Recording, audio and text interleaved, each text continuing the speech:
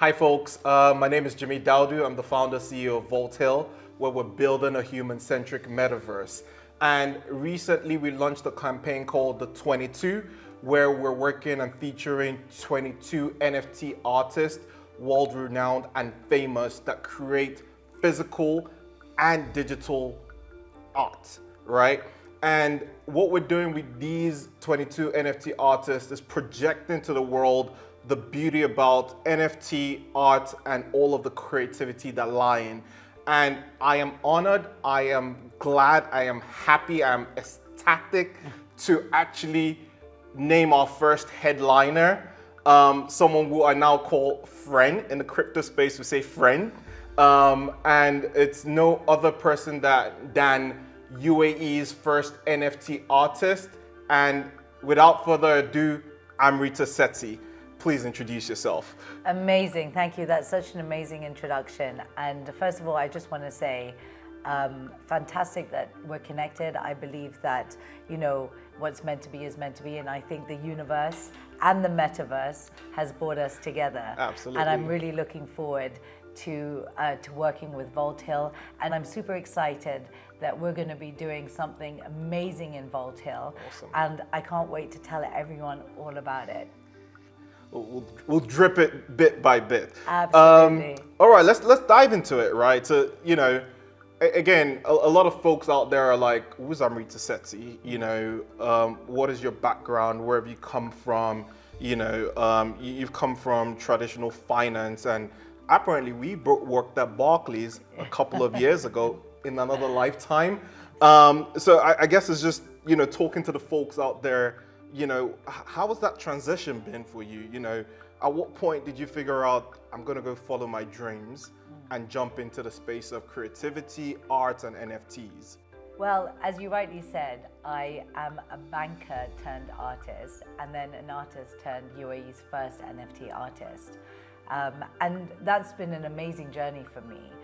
But I also found that my background in banking is what's helped me understand the blockchain and the NFT space so well, right? So I was actually born and brought up in Kenya, started my career in London with Barclays, as you rightly said. Back in those days it was Bowater House, and now it's like One Central in Knightsbridge.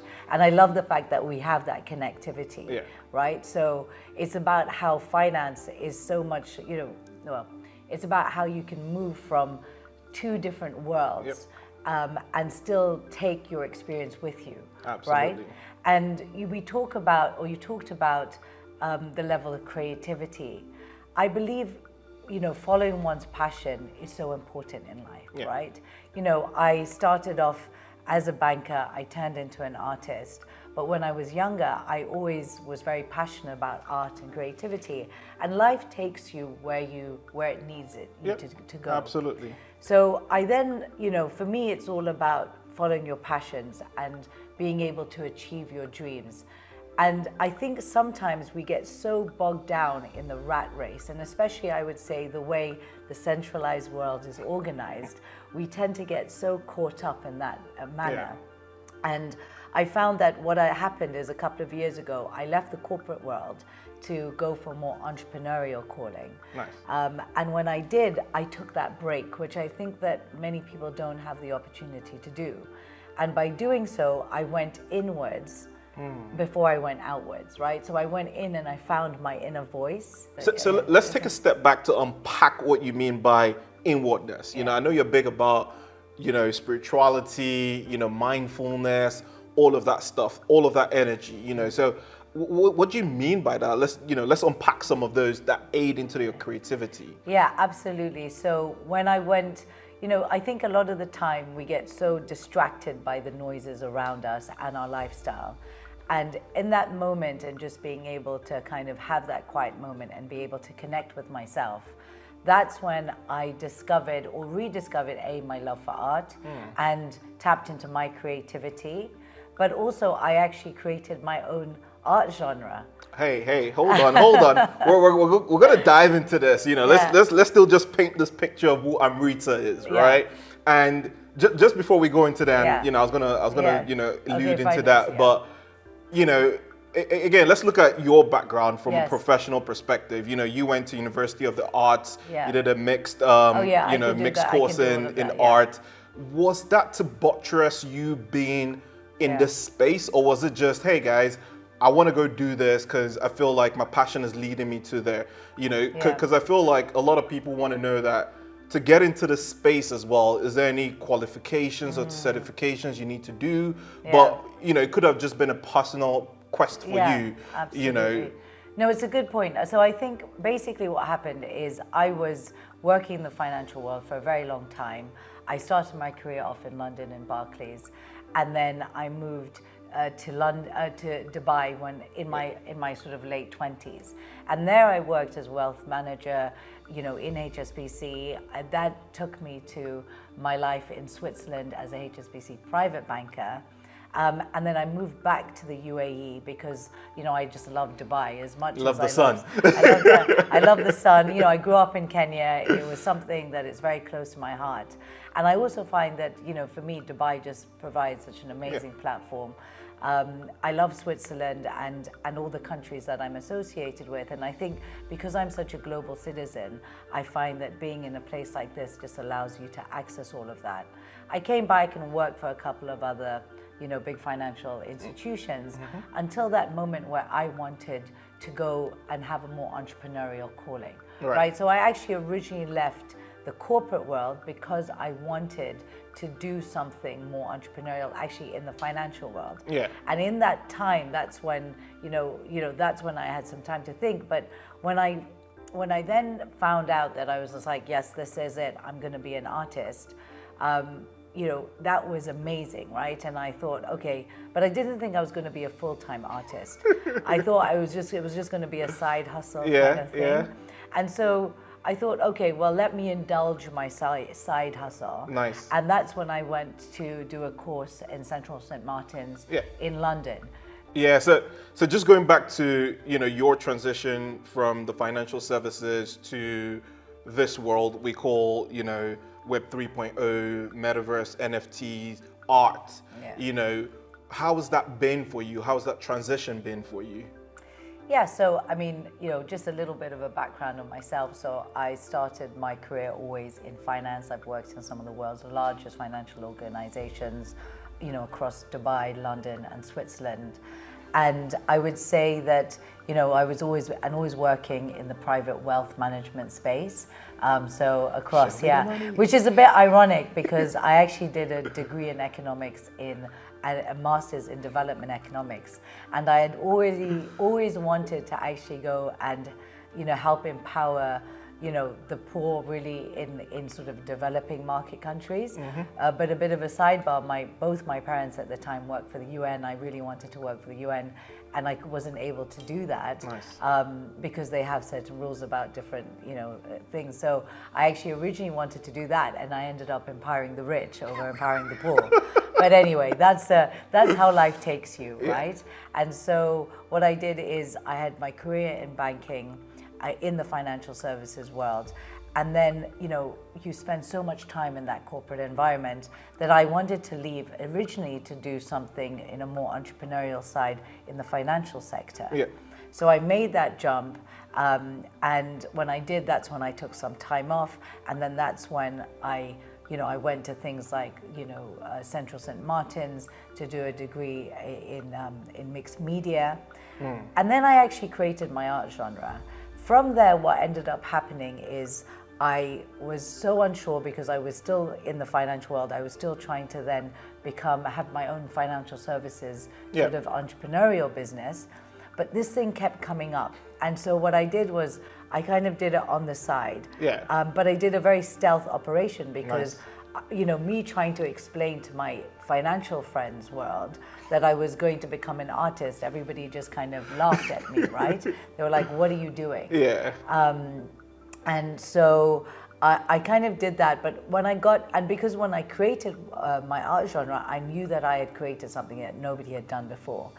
So my natural instinct from being from the financial services world was to copyright it. And I remember going to certain people and they were like, nobody kind of cares about your little art project. But I knew I had created something unique. And the minute I did copyright it, I showed it to one person, which then snowballed into, where we are today. Yeah. Basically, I ended up at Art Dubai in 2019, where I did a live activation installation. Nice. I, won an award at World Art Dubai the following month. And then, I ended up painting some murals in very prominent positions in the UAE. And then that's when Expo found me. Hey, hold on. I know the journey and the story is a lot to tell, don't get me wrong. And, it's exciting as well. One more step before we jump into your career. Let's talk personal. Yeah. Are you married? Yes, I'm married. I'm married to half Indian, half Swiss, and we met in Switzerland. Ooh, it was very romantic, so talk about Volt Hill and the romance district. I think you should have a platform actually, where train station platform where people can meet. Ooh, hey guys, we're getting ideas here. A bit of alpha. So we actually met on a train station platform, and we were both going to the World Economic Forum. Awesome. But I'm born and brought up in Kenya. I'm third generation Indian Kenyan. So what does that mean? A bit of a history lesson. The Brits came, they colonized India, and then they took a lot of Indians to build the railway in Africa. And if you think about the geographic location of Kenya, it's a really good entry point into a predominantly landlocked continent. So having the railway that would then be built from the port of Kenya into the rest of Africa. And then a lot of Indians stayed, in Kenya, and my family, most became entrepreneurs, but my family became lawyers and architects. Nice. So, I've got a lot of love for Kenya. I'm Kenyan, but then also I'm British because there was a very strong British influence all my life. I went to very British schools in Kenya. And I'm also a British citizen, and so just by nature of it, of just being able to move, I've been very, very fortunate to move around the world, to have so much exposure to so many different cultures, and I think that exposure is something that's definitely reflected in my art style as well. Absolutely, and I could resonate on a personal level with your story. Being African, Nigerian myself, and also British. Yeah. Mix of the cultures, the people, the food, the heritage. Yeah. I relate to all of that on a personal level. So I think this is also part of this, the energy flow. Yeah, absolutely. We understand each other. Absolutely. So let's delve into your work, right? So you started off with the sound bites. Yeah. Then the alpha bites. Yeah. There's something about the bites, right? It's all and about then the there's the metamission coming on, on your roadmap. So, just talk to us about your journey, the creativity, the murals and DIFC, the augmented reality. There's just so much to explore. I kid you not, when we met, I was like, geez, man, this is one person. Yeah, I know. Tell me about it. I think I need to put my creative cap on. So just talk to us about how you journeyed from the start with the copyrights of the first project you did to where you are now, and we'll talk about the challenges in a bit. But let's just get your story and your journey. Yeah, absolutely. So basically, as I said, when I had that moment to myself where I had the time to reflect and go inwards, that's when I tapped back into my creativity.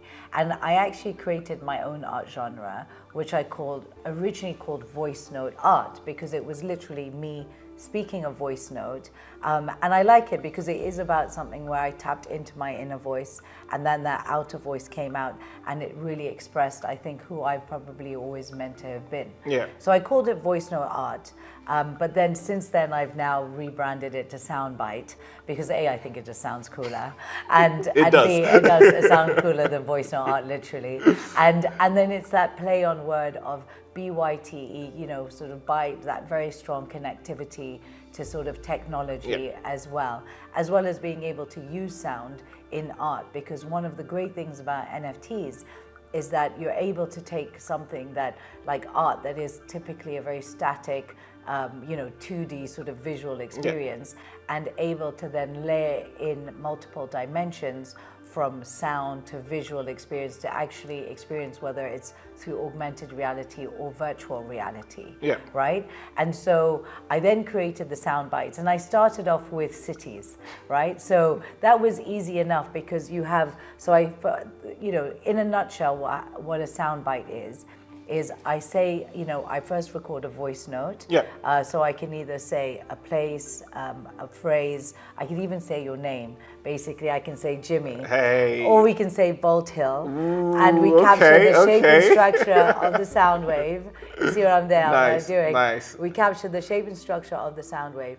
And then each of the lines of the sound wave, I draw to match the meaning of the word, right? So for example, you know, maybe we can do another interview where I sit down and I interview you and you tell me about the story of you and what makes you you.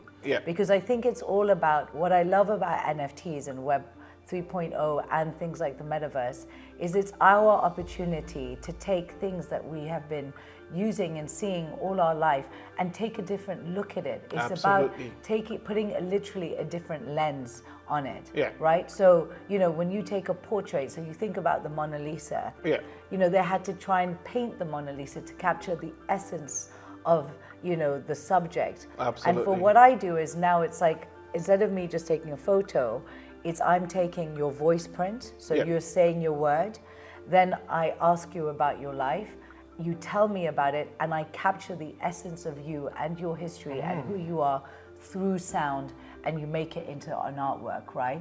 So that sounds intense. It is like the creativity process, because you're taking technology to a whole new level, and then you've incorporated augmented reality into that. So you've taken a soft aspect of something, the voice and the sound, you've projected that into, or captivated feelings. You've expressed that visually, and then you've created an immersive experience of that. Like, hold on. Like, what's in here? Like, you know, what you have, you know, 2 eyes, 2 hands. Like, what's going on? I think the key thing is, for me, it's always about understanding, you know, what tools you have. And I think what all of this has done is allow me to use technology as a tool brush, right? So you're 100% right. Once I had that soundbite, I was like, how do I express the dynamic nature of it? So by layering on the experience like augmented reality, what I've been able to do is to be able to then bring that out and actually make it into a multi-dimensional experience for the user.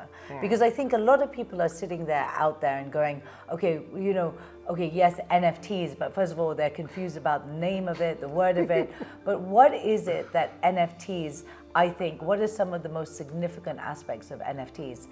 It's the fact that, you know, it's not just obviously that, you know, people think it's all about making lots of money, it's all about, you know, harm to the environment. For me, it's like, no, it's about being able to take something, take that artistic level to a whole new experience and actually show people, for example, what we'll be doing in Vault Hill and in the metaverse and in terms of VR, where we are today and how the world has changed and how the world is changing, and it is a bit of a glimpse into the future. And I think that sometimes people can be very scared by it, but my thing is just to embrace it, right?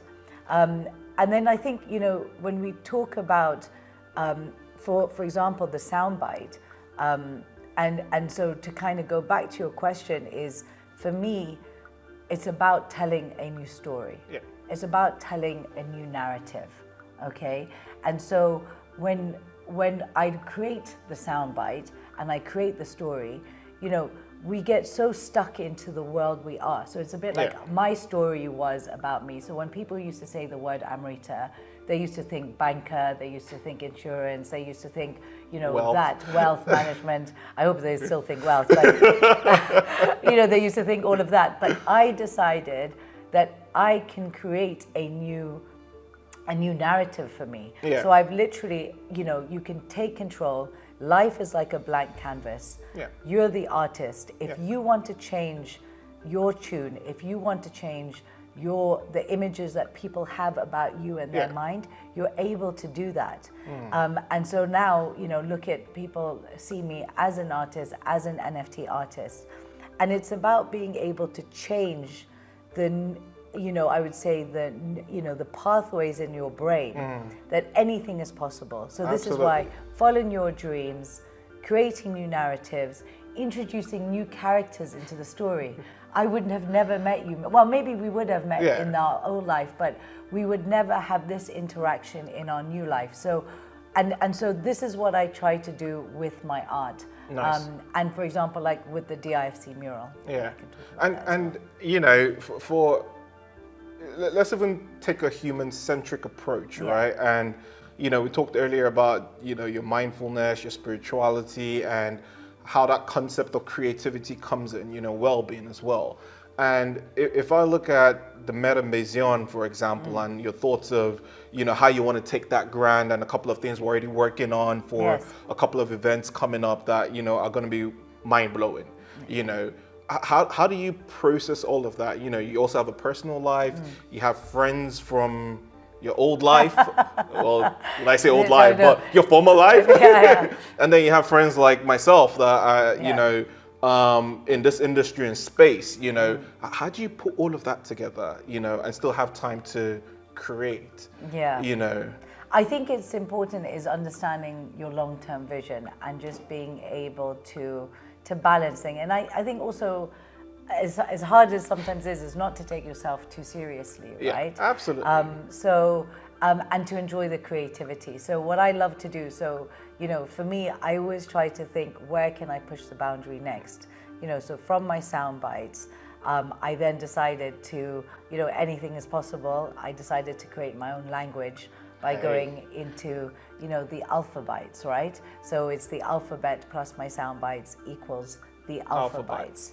And so, the point is that we can create what we want to and enjoy that creation. And I think what keeps me going is to say to myself, okay, what's my end goal? I want to, as an artist, you talked about the Meta Maison, right? So again, what has NFTs and the metaverse and Web3 done for artists is gone and taken us outside. You're able to scale an artist. So before, there was only so much an artist can produce in a year, for example, and maintain their rarity and scarcity. And then working with galleries as well. Exactly. And so when you look at a fashion house, like a house of Dior, a house of Gucci, or all of that, is that you're able to create an entire fashion house. So what I'm going to be doing with the Meta Maison is I'm creating, the most prestigious end-to-end NFT art house with myself as the creative director. Nice. Because, in order for me to balance all of this is that I want to still be able to make, get the overall high level creative concepts, whether it's alpha bites, sound bites, whether it's building meditation sculptures in metaverses. I want to be able to do all of that. But also I have a lot of brands, a lot of celebrities, a lot of people coming to and say, we want to get into this space. How do we do it? And so what I want to be able to do is take them from the art and the ideation through to the technology, which includes things like all these wonderful experiences, whether it's VR, whether it's augmented reality, help them grow, create community, as well as utility.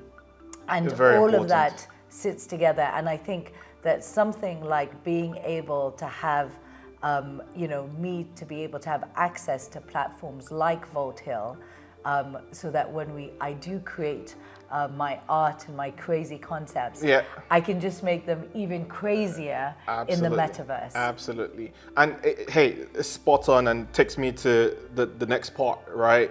There's Web3, there's NFTs, the metaverses, right? What features would you say are missing? What opportunities are there? And most importantly, what are the challenges you've personally experienced that you could share, to the folks out there? So I think, I think there's, I think this is is overwhelmingly amount of opportunity.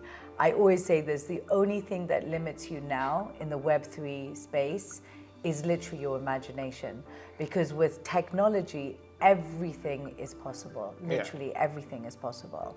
And so I would say there's masses of opportunity. I think where the challenge comes also for just personally as an artist is, I have land in multiple metaverses, like, obviously in Vault Hill, but, Decentraland, Sandbox, CryptoVoxels. So there's a lot of metaverses coming up. And to be fair, everybody is also, like, there's a lot of metaverses people are building. There will always be the first few ones, so first mover advantage, which I do believe, Vault Hill has, and also worlds that then focus on different vibes. So, like, for example, with Vault Hill, it being very, human-centric, being able to kind of really follow and track some of the real values of humanity, from, romance to curiosity to vitality. And that kind of speaks a lot to me. And I think that just like in this world today, we have lots of different lands. You have different countries and different continents, and all those different continents and countries have different vibes, and they have different food. I think we're going to be seeing that within the metaverse as well, that come out, right? And so the challenge is always just making sure that you're, even the same thing in real world, you can't be in all the countries all at once. So picking the right metaverses, each vibe one has got even a different idea stylistically, but I still do think there is a little bit still of a race to the top. And I think that certain people are still concerned because they don't know which metaverse to choose. But the way I see it is, it's just like art. You've got to experiment, right? So like, being able to do things, and and also, what is that metaverse bringing to you? They're bringing you a beautiful gallery, well curated.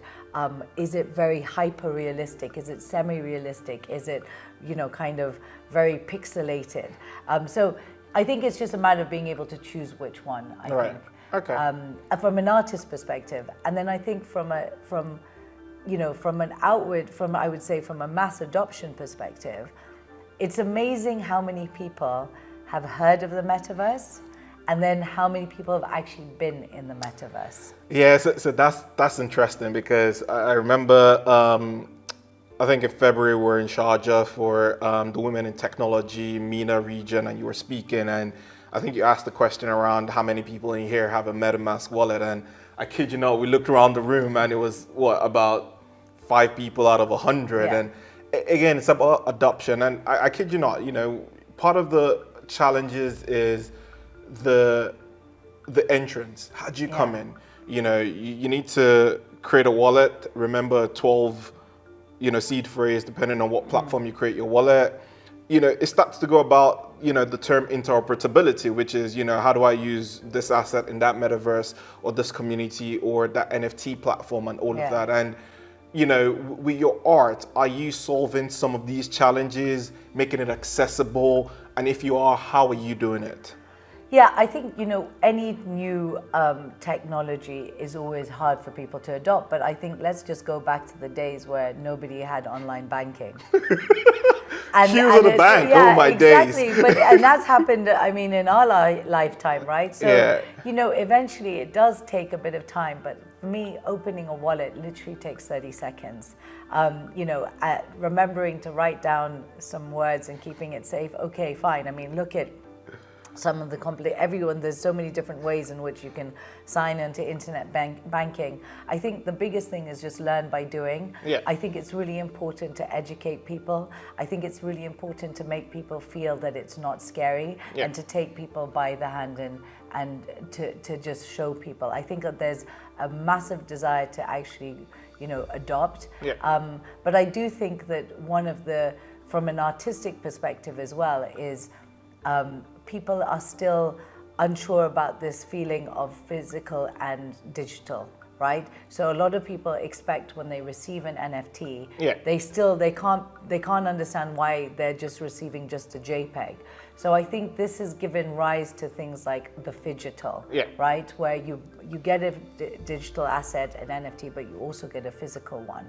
So I think for me, it's just about being able to help people adopt it, by giving them this option of when you do get an NFT, Yeah. you get a physical, or the other way around, you buy a physical artwork and they get a digital, whichever way there is. Yeah. And I think that has been working for me because then people find they feel that they've got additional value. Absolutely. And what I find is the minute they actually put it into their wallet is when they understand this concept of digital ownership. And then they're starting to understand that actually that digital asset is different to the physical asset, and you can trade that digital asset a lot much more easier than your physical. Correct. And hey, you know, the Alpha Byte collection you released a couple of weeks ago, I'm a proud OG member. You know, I bought a couple, so, you know, again, supporting the cause. But ultimately for me, it's also trying to relate with the creativity of the artist, right? Starting to collect, starting to understand, you know, where is the thought process of this art? What's the genre of this art? You know, how do you start to immerse yourself in the artist's creativity and mind? And it takes me to, you know, the 22, you know, you headlining, you know, with us. And, you know, I guess it's, you know, I'm sure a lot of folks are like, oh yeah, okay, now Amrita Sethi is part of the headlines. Yeah. But, you know, what are you, you know, you're curious to know, what are you creating or what are you creating? Yeah. You know, what are you building? You know, do you want to drop a little nuggets Yeah. here and there? Do you want to drip feed it, or do you want to expose it? I think what I want to, I think, you know, when you talk about the artist, you know, the creativity concept is, for me, I kind of like to be like the first, or, you know, one of the great craziest, or being one of, you know, I want to be the first one where people are like, wow, I've never seen that before. I think that's what I like, that reaction. Yeah. So whether I painted one of the world's largest augmented reality mural at the DIFC, which is 20 meters long by 15 meters high, That's big. whether I, you know, create a collection made out of my own alphabet, which has got 145 NFTs, which is with a fractionalized sculpture that goes with the 145 physically fractionalized NFTs, or whether I've created my own art genre with sound bites. What I'm trying to always do is to just push the limits and to actually do things that people are literally like, I've never seen that before. Yeah. So what I want to do is, with the project for 22, is I want to also do something that people have never seen before. Nice. They've never experienced before, but they have also, you know, they didn't, you know, but then, no, so I want to produce something that people have never seen before, they've never experienced before, but in a way that connects not just the physical world to the digital world, but also incorporate, you know, spirituality and consciousness, which is all part of this human centricity, what I love about Vault Hill. Nice, nice. So just going back to all of what we've talked about, and, you know, focusing on the Alpha Bytes and NFTs and the conceptual or the perception that it's a JPEG, like you said. You know, what utilities, what benefits do people get if they get a piece of your sculpture? You know, I think a lot of folks out there are going to be like, hey, okay, what do I do with this? You know, so if you shed some light on utilities, benefits, that would be great. So so what I wanted to do with the Alpha Bytes was have a real 360 approach, I would say, to an NFT collection.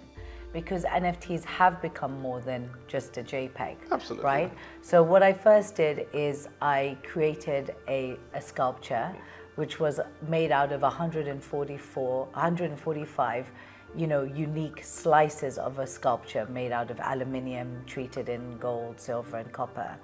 And so I created 145 fractionalized pieces, physically fractionalized, and then I created 145 NFTs. Nice. So when you bought one of the NFTs, you get a slice. You got a slice. And so that is, I would say, the artistic concept. Then, and that is unique because it's playing with this phygital aspect. The second layer that I wanted to add on, and this is where, you know, this is where NFTs have taken a really big turn. And I think sometimes fine artists or, you know, true artists they feel that their art is enough of a utility. Yeah. But I believe in actually going with the times, because you have NFT projects which are purely only about utility, less about the Correct. art. But what I've done is I created a project where we focus on the art, but also added a community as well as utility. So Awesome. the 145, they're the OG.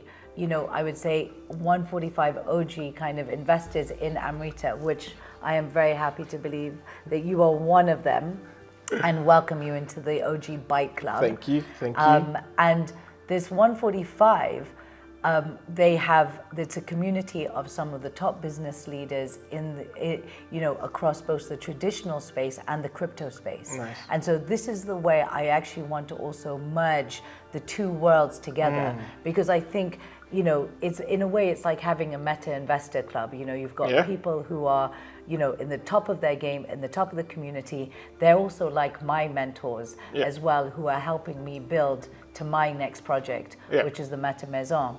So the owners of my NFTs also not only become part of this community, but they get different utilities. They get access to allow lists on other people's projects. Nice. They're able to attend events and VIP events. Any of the commercial projects that I do with brands, they'll be able to be associated with it. Awesome. And also, being able to have, maybe first look into projects like the projects that I've got for Vault Hill. Nice. And then with that project, once I did that, I layered on top of that digital, like physical and digital wearables. So I create physical hoodies, t-shirts, abayas that actually come to life, and they are augmented reality. Yeah, I've seen a couple. So, we're currently in Amrita's studio. We're going to take you guys on a tour shortly to see the amazing piece of work she's doing, the technology incorporated, augmented reality. I kid you not, I was mind blown, and you will be, so stay tuned, guys. Absolutely. And so then you layer on the experience of augmented reality, whether it's in the fashion world as well, and then we take it to the metaverse, where there's a sculpture in the metaverse of the actual artwork.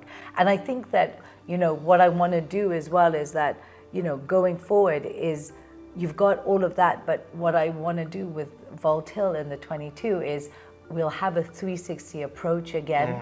We will have the physical, the digital NFT. We will have something physical with it. We will have something in the metaverse. But now what I want to do is I want to connect to the humanity of it and bring in consciousness and spirituality. And I think that hasn't been done before. Hey, I'd love for you to talk about it, but hey, let's not give it all away. Yeah, absolutely. Let's drop it out. The guys will start to see it, but we've talked about the concept. I'm ecstatic. I'm excited about what we're working on together, and I can't wait for the world to see it. Like it's mind blowing. So I think the question that I would ask to the next artist is, what do you want people to know most about what you think the wonders of the metaverse are? Hey guys, you heard it here.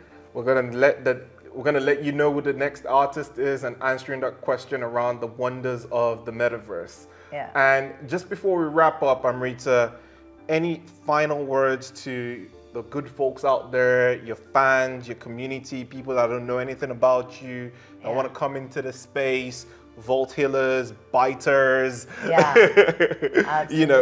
fans, any final words? I would say follow your dreams, understand your passions, and know that where your focus goes, your energy flows, and everything happens for a reason. So go find yourself.